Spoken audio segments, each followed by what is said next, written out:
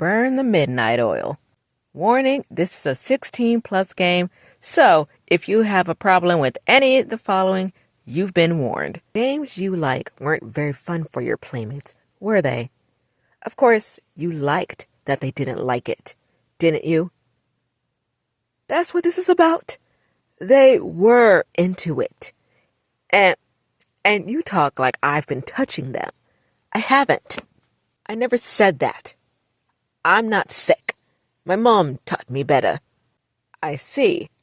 So, she warned you not to stick your D where it's unwanted, but she forgot to tell you not to eat people? He got nothing to say.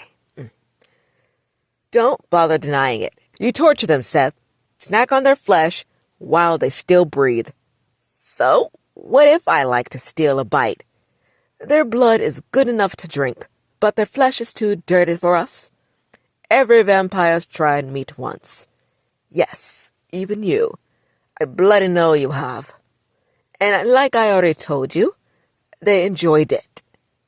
Her fingers twitch, her grip on his throat threatening to tighten.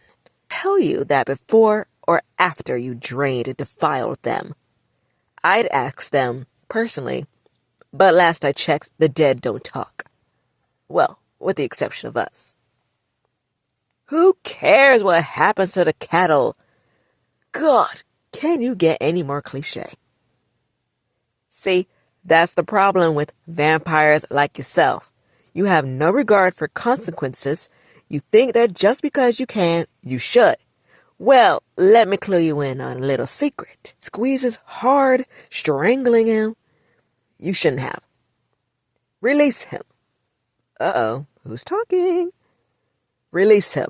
I will not repeat myself. There's only one vampire in this city who would dare order Circe around like that. Abraxas. This is your final warning, Miss Circe. I strongly recommend you heed it. I heard you the first time, Abraxas, but I'm not one of your lapdogs. You should ask nicely if you want me to do something for you. As if playing nice with you has ever done anyone any good. How would you know? You never tried. You're trying to distract me, but your efforts are in vain. Tonight, I have even less patience for your antics than usual. Feel like we're flirting right now? I can't wait for the full game's release so I can go all in on his root, Abraxas. Alright, Seth is under the protection of the supernatural secrecy force. If you harm as much as a hair on his head, you will be in defiance of North Haven's supernatural law. Now, anytime you see highlighted purple text, you can click on it to get to more info. The Supernatural Secrecy Force is a privately owned counterterrorism and intelligence agency secretly operating under political and financial support from multiple governments and private individuals. Their key priority is to shield the existence of the supernatural world from humans. Though the SFF, I don't know if this is a typo, but whatever, claim to care for the best interests of humans and non-humans alike, their regulations often put supernaturals at a disadvantage. You can also go over here to scroll this glossary to see if you missed anything or need a reminder of something. Let's read about Abraxas, captain of the SSF's North Haven branch, the lone vampire on his team. His agents respect him as a leader, but his loyalty to the SSF has made unpopular with the local supernaturals. Rumor has it that Abraxas once lived as an aristocrat and he still owns a mansion somewhere at the outskirts of North Haven. He has declined to comment. It's not as if this would be my first crime. I've broken at least 2 laws just tonight. I cannot say much. Just know that Seth is our only witness to an important investigation. I am? He is. In her surprise, Circe drops Seth on his behind. Seth scrambles to his feet, running to hide behind Abraxas' imposing frame.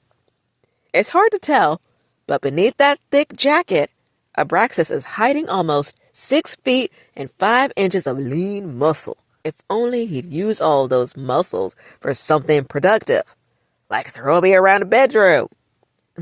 But I digress. Normally, no self-respecting vampire would run to an SSF agent for help, but Seth either doesn't know that or... yeah, no, he definitely has no respect for himself. Abraxas couldn't look more bored if he tried. It's infuriating how he always carries himself with perfect poise, even as his shoulders hang heavy with guilt he thinks no one can see. Unlike the rest of his good-for-nothing squad, Abraxas has never, not even once, flinched in the face of her wrath. She storms up to him. Even in heels, she has to glare up at him, but the height difference has never intimidated her. This is unnecessary. I could hear you perfectly fine where you stood. You are more than welcome to waste my time any other night, Miss Circe, just not this one. He tries to sidestep her, but she follows, blocking his path. Don't pretend you're above this. You love arguing with me. That's why you're always in my business, messing with my work. His brow furrowed. It's the only hint that her words have affected him in any way. I am not in your business. You're in mine. Right, sure. That's why I stalked you here. Oh, wait. That wasn't me. That was you. Look at this banter. The chemistry is there. I'm gonna need more of this ASAP. I love them. Ugh. It isn't the first time you have brought prey to this alley. I was in the area, looking for Seth, and figured it would be worth a look. So yes, it is nothing more than a coincidence that I found you. Do you even know who you're protecting here? He deserves worse than death. You're one to talk. You tried to kill me. You saw what she did. You saw everything. Right, Captain? Quiet. You did. You saw how this she-devil threatened me? That's attempted murder. What are you waiting for? Do your job and arrest her. That isn't something the SSF is concerned with. We cannot get ourselves involved every time there is a minor squabble between two supernaturals. You have no authority here, Miss Circe. Now go your way, and I'll go mine. The palm of his cold hand ghosts along the small of her back, gently pushing aside. Then he grabs Seth by the elbow and to drag him to the mouth of the alley. Who says mouth of the alley? Never heard of that before. If you have proof that this vampire has violated the supernatural law, you should gather your evidence and report it to the Supernatural Crime Division. I'll personally ensure that he get what he deserves. But hold on, Seth was getting cocky, and this what happens. Seth is curled up on the floor, clutching his broken nose as he cries out in pain. That's what you get. It happened so fast, she almost misses the look of uncharacteristic rage on Abraxas' face. He says, "Mind your tongue in the presence of a lady." Look at Abraxas' smile. Even Circe couldn't believe it. She transforms into a bat. I haven't seen many vampires transform into bats since that Scooby-Doo movie. Alright, be on the lookout for when I do Dante's route. Do how that goes. But like I said, right now the demo's only out. We have to wait for the full game, but it has been picked up. I supported the Kickstarter. Yay! It is. I can't wait. But anyway, comment down below. Tell me your thoughts. All the things. Like, comment, subscribe. Notification bells to miss any of my videos in the future. I'm Michaela. I'll see you later. Bye.